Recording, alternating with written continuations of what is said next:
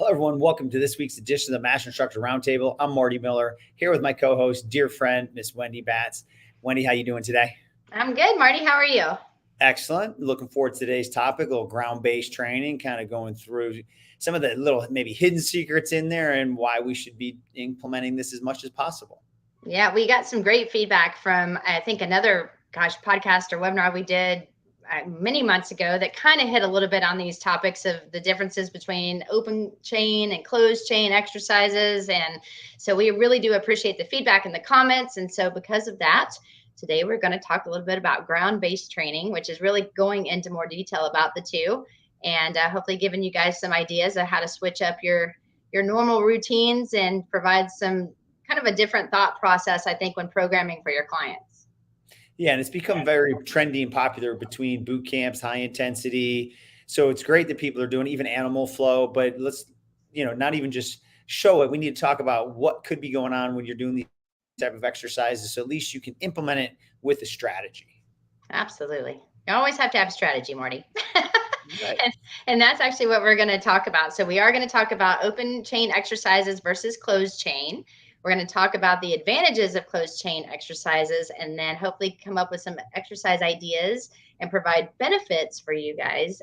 Just again, a little deeper take into some of the reasons and rationales of maybe why you're already doing what you're doing, or provide a little tweak if you're not already doing some of these.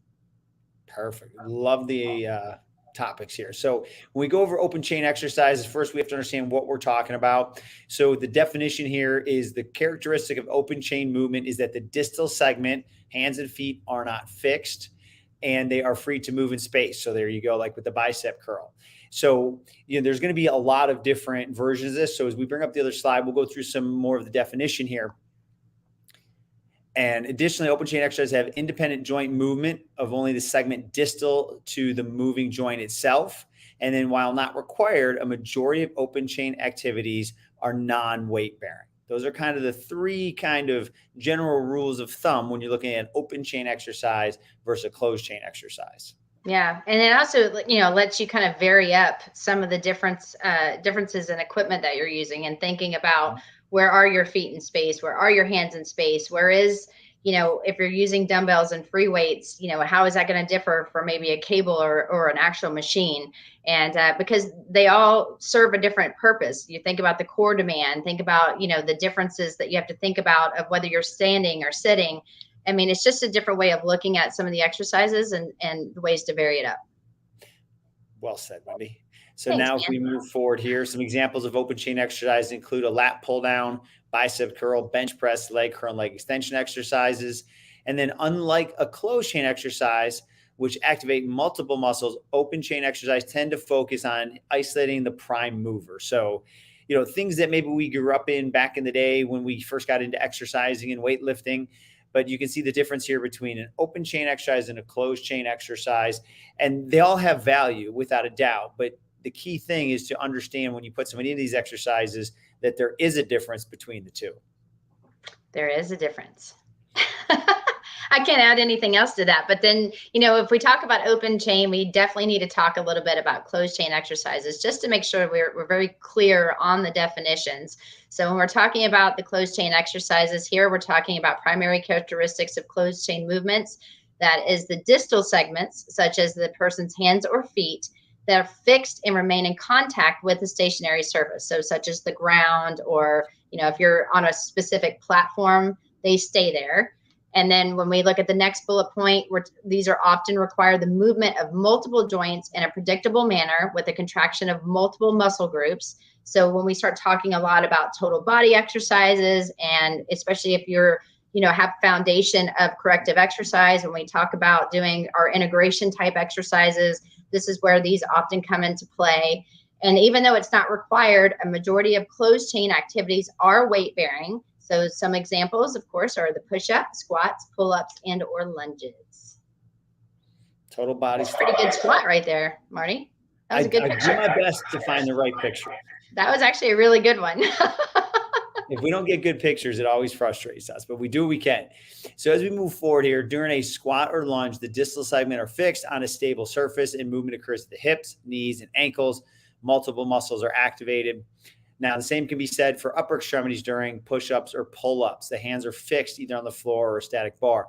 I think this is the one that maybe throws people off a little bit more, is the pull-up, because they see the body moving, but the hand placement, it's on a stationary bar, where on a pull down, the bar is the part that's moving. So same thing with a push-up, pretty easy to see there compared to a chest press. A push-up, you're on the hands are on the ground. They're not going to be able to move. The body has to move above it. But on a dumbbell chest press, if I'm on a bench, my arms are moving in space and I'm fixed lying on the bench. So during these movements, the body will transfer force back into that fixed, stable surface with multiple joints in the kinetic chain dealing with the resistance. Yeah. And again, Marty, I think too, are you lifting your body or are you lifting the weight? That's an easy way to kind of, decipher, okay, which is which, because to your point, if your hands are moving, then, that's going to be the joints that are moving that load versus, like you said, if your hands are fixed on the floor, it doesn't mean you can't move them off of the ground. Right. However, it will help you kind of mentally think, well, what's the difference? And then we're still using the same prime movers. It's just, in a different aspect. You're fighting gravity or you're fighting weight. That's another way of looking at it too. And if you're doing something prone versus supine. Yeah. And even if you take a push-up with rotation, right, with both hands on the ground, you're doing a bilateral closed chain exercise. And as soon as you leave the ground, if I go into with all the force on my left, my right arm's in space. So that side technically is an open chain, but there's no resistance. But all I'm doing now is having a higher neuromuscular demand on the left side, which is still a closed chain chest press on that side, or into a shoulder stabilization exercise. So you can have these transfer. Like you said, it doesn't always have to be the same thing, both hands on the ground. There are ways to make it more advanced. Yeah. And I mean, think about like a lunge to balance. So both feet are on the ground, and then when you come up to balance and hold it, it becomes the other. So it is the way that you're transferring movements. There can be a combination of both, just like you said, with the push-up with rotation. But the primary movement is either on a stable surface or in space. And I think this also becomes important when you're thinking about corrective exercise and what you're trying to get out of it versus, something like if someone's coming out of an ACL, reconstruction and you've got them on a fixed machine doing something versus you have them like with a bolster, let's say under the knees, and then you're having them contract their quads to try to get VMO activation. Again, still working the quads, still working them in different ways. Your foot position can kind of alter maybe the primary movement of one of the particular quad muscle. But what is it that you're trying to achieve? What is important for that client? And then how can you vary it up through that progression? Because I think that's also something to consider when you're looking at the differences between open and closed chain exercises. Yeah. And I think, the goal would be to get people to progress to some of these closed chain exercises we're going to see, because, they're more metabolically demanding because you have more muscles activating. Getting up and off the ground, is actually great. It's part of hip mobility, all these other things that are very, very important, but not everyone's gonna be able to start with those. But the goal would be to definitely implement some of these closed chain exercises, probably as early in the program as you can. Don't forget about them and understand the value that they bring. Yeah. And today on the Master Instructor Roundtable, Marty Miller and myself, Wendy Batts, are talking about ground-based training and also the kind of the differences when we're thinking about the differences between open chain versus closed chain exercises and how there is a progression. There is a systematic process, of course, utilizing the OPT model, but then also trying to figure out what is the prime mover, what are you trying to achieve, and what are some of the best exercises to get you there safely, effectively, and efficiently. Yeah. So as we go into just a few, we're going to spend some time on the slide here because each exercise has a lot going on that I think kind of goes unnoticed. So if we start here with the top left, the bear crawl. One, it's great metabolically. Two, it's fun to do. And you can do it in multiple planes. You can do it sagittal plane. You can do it sagittal plane retro. You can do frontal plane. You can do transverse plane where you're going around the clock. You can play games where they have to try to tag something. But when you look at what's going on, they're going to have anywhere between 4 and then 2 of their extremities on the ground at all time. So there's a transference of load from side to side. Also, if you do it properly, you're using one arm and one leg at the same time on the opposite side of the body, which is the way the body needs to work. So you're teaching that normal movement pattern, but you're getting a ton of co-contraction through the wrist, through the elbow, into the shoulder, hopefully into the scapular muscles. If you're pushing into the ground, then you get all that core activation. And even here, you can see if he does it correctly, he's going to go into triple flexion and then back into triple extension. So there's a lot going on here. So Wendy, I'm sure you do a lot of bear crawls or have done it. So if you can talk about maybe some of the features that you like, kind of some of the hidden gems part of it that we've talked about before, or how you progress or regress. Yeah, I mean, I love bear crawls because, especially for a dynamic warm up, when I get to that part of the program, or if I'm going back into an undulated type of programming and I know that there's an important component of adding some kind of dynamic warm up, or even if I just want to have fun. And there are some of my youth athletes, sometimes we'll do, bear crawl, races, if you will. But, with some of my athletes too, when they get the bear crawl down and I want to challenge them even more and they're working more into strength, I mean, I may band them. So I may go ahead and put like a band on the side of them and then have them try to go into sagittal. So they're moving forward and backward while I'm trying to push them to the side a little bit. Or maybe they're going against resistance and going to the opposing side of where I'm standing, or maybe even at a diagonal. So you can get very creative with bear crawls. And again, cardiovascularly, if you speed it up and you're using everything and you're in a prone position, I mean, anytime your hands get involved, people's heart rates go up. And, I'm a huge advocate for, plank walks and bear crawls and things in the speed ladder with your hands. And it's because it's a different variation to increase heart rate, but you're getting so many multiple components of muscles firing at the same time.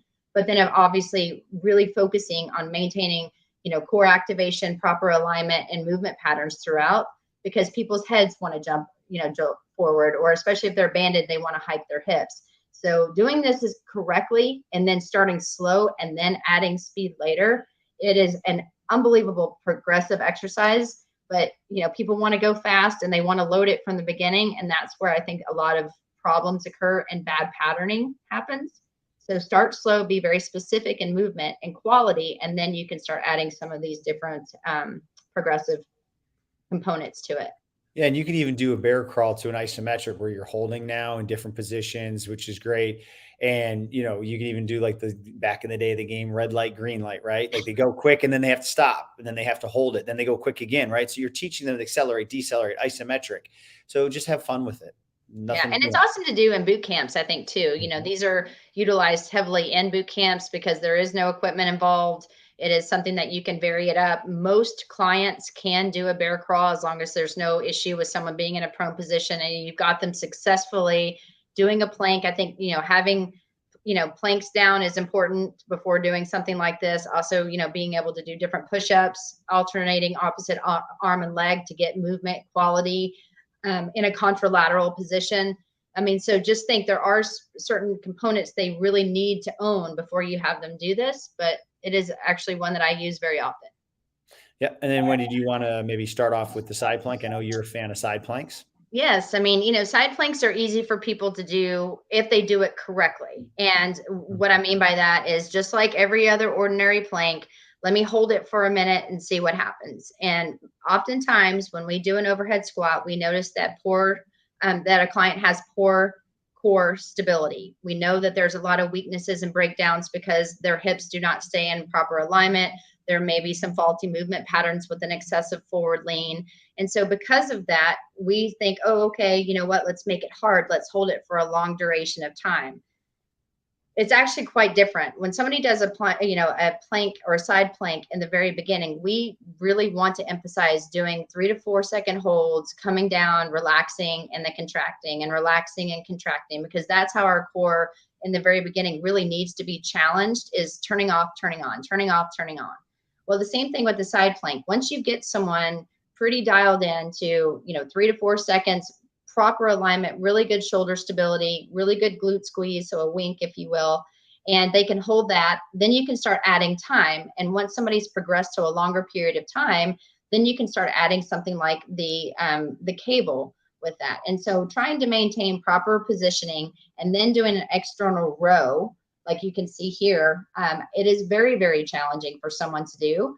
And it's one of those that is a good progression, that it doesn't always have to be about how long you can hold it, because they could do a row and slowly come out at a 4-second pace. They could drop their hips down, go back up into a side plank, go back into that row. So you're again, contracting, relaxing, and utilizing the entire kinetic chain, maintaining proper alignment, but you're being creative in some of the different ways that you're doing it, but still emphasizing the muscles that you're trying to emphasize by doing this particular side plank with a row. Yeah, the key thing is creativity within the spectrum of what you can control. So there's nothing wrong with having the plus ones or the add-ons, but if you can't do the side plank properly, then that's where you stay.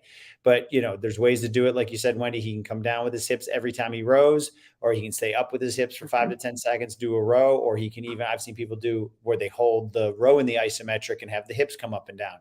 So a lot of different things you can do. Just be creative, but also make sure that the 5 kinetic chain checkpoints are in order and what you're doing makes sense. Yes. And Marty, I'm going to let you take this one with your animal flowness. Actually, I'm more of the jujitsu martial arts on this one. That's a V-sit. That's how we get out of a bad situation. But you could look, I've seen it for animal flow, but it all works the same. But what I love about this one is, one, it's very metabolically challenging is if you start to get in repetitions, and maybe even sometimes I will let people go faster, especially if they're more of that at that power phase. But if you notice, both of their hands are on the ground in front of them. So as they clear that hip and thread the needle with the hip, now there's a snapshot all the way to the right or to the left. Look at the thoracic rotation you'd be getting as well, right? So there's a lot of great stuff that goes on. You start in the center, you're getting almost like a bear crawl. You start to shoot one hip out, so you're gonna get thoracic rotation on one side, shoot your hip out the other side. And sometimes there's a big difference in the range of motion that the people can control, left versus right. So it's like an assessment too. So it's a phenomenal for the hip. You're going to get some hip external rotation. You're going to get some hip internal rotation, thoracic rotation, core stability, the co-contraction of the rotator cuff into the scapula stabilizers. And then once again, if you want to get someone's heart rate up, this is very metabolically challenging.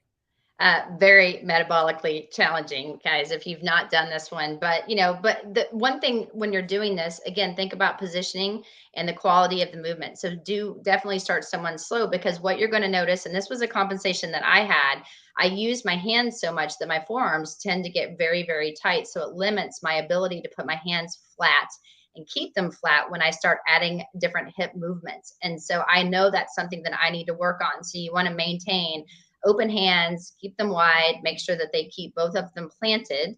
And then when they're going through and they're rotating, not actually the thread leg, but the one that stays up. So the knee. So for example, when you're looking at the last picture on the right, you see his right knee should be out.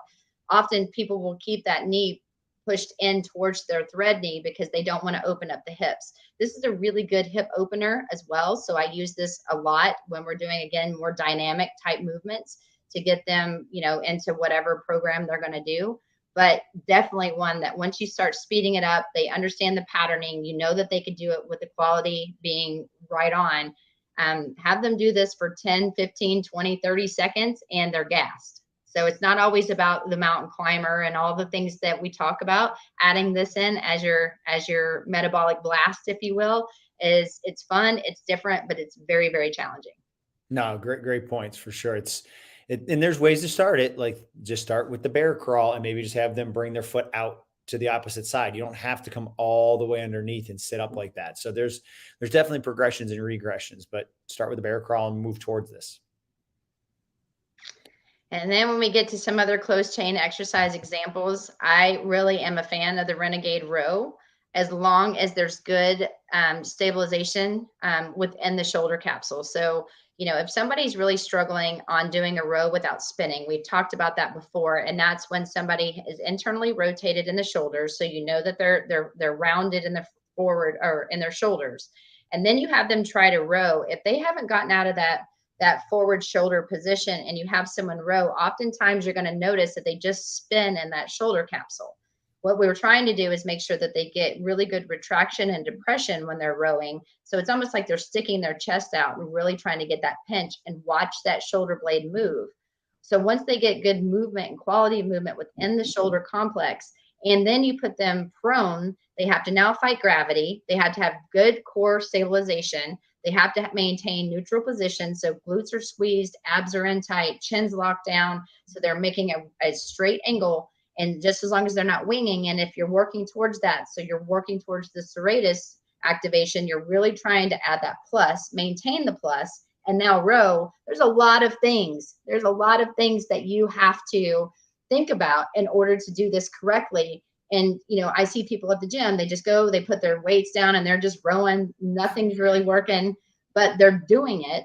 Well, there's a difference between doing it and doing it correctly, in my opinion. And I think to execute this correctly, there are certain steps to take. Can you row with a dumbbell, like a one-arm row fixed on an actual bench? Then can you do a push-up? And then can you do a plank? And if you can do all of those successfully, then add this together, because it really is kind of a total body, even though we don't really look at it as a total body without breaking it up into what needs to be firing to execute it correctly. Right. Excellent. And then from there, you can even, if done properly, you can even move that into what you see in the second picture, even with the dumbbell. Now that's a much more advanced, right? The dumbbell is going to be light. Like in a Renegade row, people try to get a little bit of a heavier load, but there's nothing wrong with doing a 5-pound Renegade row into rotation, right? Because now you have to control that with the arm that's in the air, but it just puts more demand with the hand that's stabilizing on the ground. But again, we would start with something like what you see here in the center. So she could have been in a high plank position and just rotates herself open. So you're getting that rotation through the shoulder that she have to dynamically stabilize all the way through the core and hips. And then she can come back to the high position, almost like what you see here on the far right. Or maybe you go all the way down into a push-up and then come back up into that rotation. So I've seen people in yoga do this differently, and they hold these positions, but the concept is you've got a sagittal plane picture in the left and right with some frontal plane stability. Of course, even when they're moving in the sagittal plane, their body's going to have to fight moving in the frontal plane or even dipping into the transverse plane. But then here in the middle, you have a push up with rotation or just a high plank to rotation, where you're truly going into the transverse plane to stabilize in that closed chain. So I use all three of these. Pretty much in any type of upper body warm up, I'm using the left, the one in the center or the right, without a doubt, as a warm up.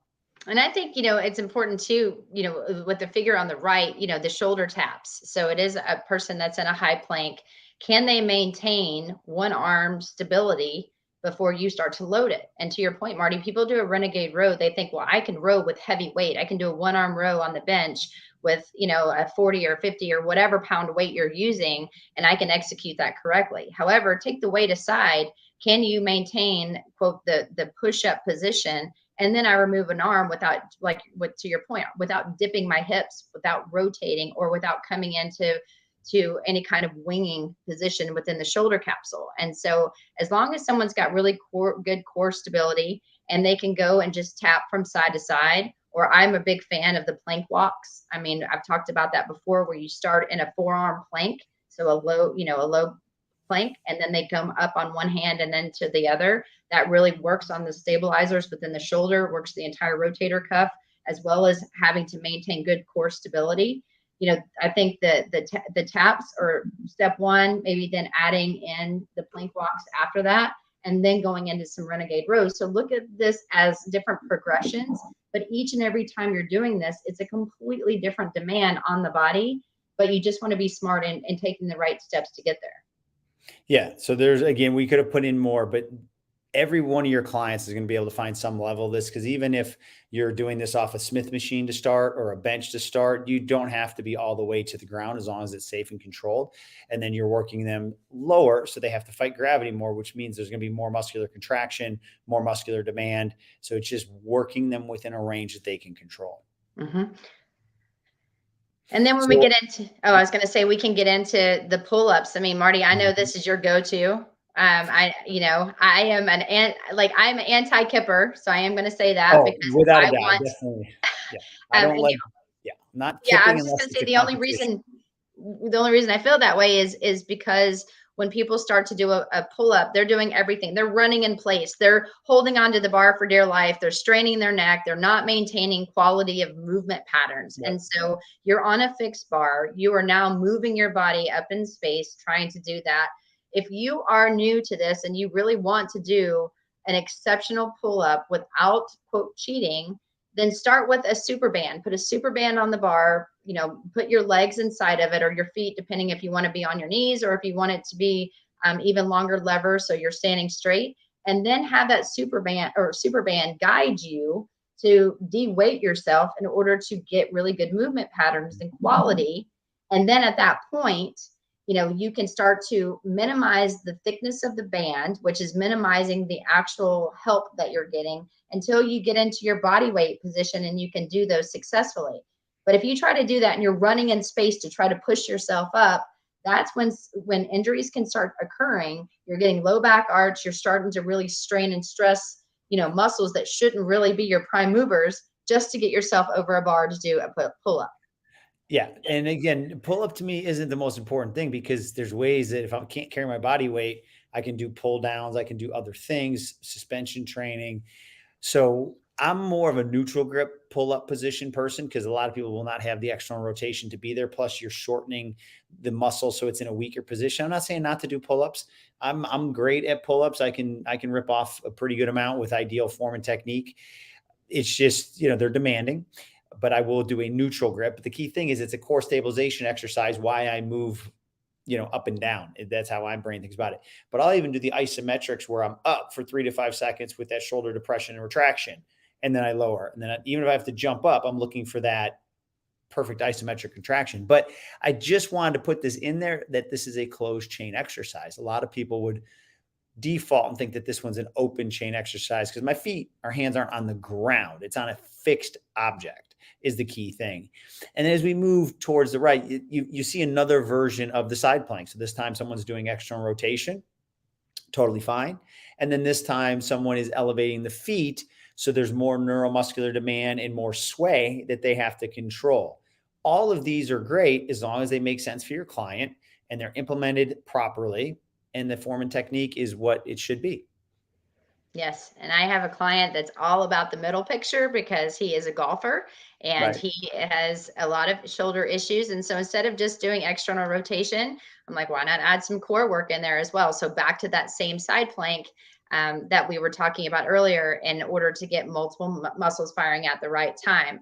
And I did also want to just throw out there, guys, we're live today. So if you have any kind of questions about the topic that Marty and I are talking about, which is ground-based training, the differences between open chain and closed chain exercises, please be sure to write them in so we can get those answered. So we'll give you our contact at the end, but just wanted to say, if you've got questions, bring them, bring them. We're ready. And with some of these exercises, not all, because again, I'm not a fan of power-based pull-ups unless you're competing. Think about it. Are these stabilization exercise only? Are they strength exercise only? I'm going to say a pull-up's probably a strength base for most people. Not many people can do a 4-2-2 tempo. So, and then, some are going to only be power. But so it just depends on where it's at. Most of them are going to definitely have a great stabilization component and strength component, but you just got to think about where in the model you should put these. There will be some, like the bear crawl, could be all three. A pull-up, I'm not going to say impossible, but very hard to do 12 to 20 at a 4-2-2 tempo, right? So just use that as a guide as well to where you need to put this in the model with your tempo. Yeah. And I mean, think about this too. That's why we always say every client is different. There's always going to be those instances where somebody does need to be able to quickly excel on a bar, especially if you're working with a gymnast. However, if you've ever watched the Olympics or you're watching men, do some of these bar routines, they also stop and hold these positions in the air that seems incredible on one hand and spinning and doing all of these movements that I would never do because I would probably hurt myself. But there are times and places, and that's why when we say, it's hard for us to imagine this, there might be an instance where, yes, your client needs to be able to do some of these at a faster pace. But if you can execute it very slowly, accurately, teach good quality of movement as you start to increase the load or increase the speed, that you're only going to help your client be able to do that as exceptionally as possible versus like just going out doing it for the sake of saying, I can do 12, 13, 20, whatever pull-ups. What's your purpose? Exactly. What's your why? What's your why? Excellent. So a couple more here. So I I don't know what you really want to call the one on the left. It's part of an inchworm. Sometimes what I do is I don't bring my feet in. I just do that and I'm pushing into the ground to let my scapulas go further away from my shoulder, right? That depression. So then you've got also your Bulgarian split squat, some people call it. So it's closed chain on that front leg, and then a single leg Romanian deadlift. So much going on in all of these, the co-contractions, but you get your hand on the ground, get your foot on the ground, fix it, and make everything above it move. And I know that you use all three of these, Wendy. I do. I think it's called, is it a downward dog in yoga? Isn't that what the one is on the left? I think. Could be. I don't know. Obviously I don't take yoga like I should. I should probably know that, but anyway, I like the inchworm because I do that as well. So miserable exercise. I mean, I love it. Yes. So any tips on these ones, Wendy, before we're going to our key takeaways? No, I mean, again, it's all about technique, and especially in the split squat. I love that exercise as long as somebody has really good hip extensibility. It's challenging. You're working on balance. You're focusing on loading the leg. You're getting really good quad and glute activation, especially on the right leg that should be what's loaded. The other one's kind of like your kickstand, if you will. But if someone has a low back arch, they don't have good hip extensibility yet because you're working on getting that range of motion throughout the hip complex. Then if you set someone up here and you have them go that deep and they don't have that, they're going to get a big arch in their lower back. And so therefore compensations are going to occur, which again is not ideal form. So just that one's a very easy one to identify right then and there. Is the load too heavy? Do you need to lighten it? Are you going down too deep?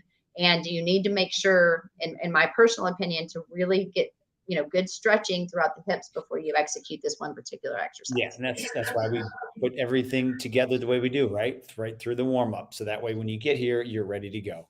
So excellent. So I hope everyone got some key takeaways, but let's review kind of what the premise was behind this on ground-based training is. Are you familiar just simply with open chain versus closed chain? Or are you just assigning exercises based without that thought process? Do you use them with intent or is it by accident? So hopefully we move more towards that intent and you see the benefits of definitely getting in some closed chain exercises. And as I just said not too long ago, follow the OPT model because some of them could go through all the different phases. Some will be in one unique phase. And that way, your sets, your reps, your tempo, and what you're truly trying to accomplish. So that's your guide. We always say that the model is your best friend, so use it. So Wendy, why don't we give the wonderful people your contact information? Yeah, and I just was reading some of the comments. I want to say thank you guys who joined us live, and we're so glad that you like our podcast, and we're winking and pinky waving or whatever back at you. But if you want to contact us, you can find me on Instagram at wendy.batts13, or you can always email me about a topic you want us to discuss or just anything that we can do to help guide you. And you can do that by finding me or by emailing me at wendy.batts@nasm.org. Excellent. My information right here, dr.martymiller72 for Instagram, and then marty.miller@nasm.org. So Wendy, great information as always. And for all of you that joined us this week on the Master Instructor Roundtable, we can't thank you enough. And as Wendy said, we are here to take suggestions, comments, and we will continue to hopefully put out some great content that you can utilize right away. So thank you guys so much for joining. Look forward to seeing you next week.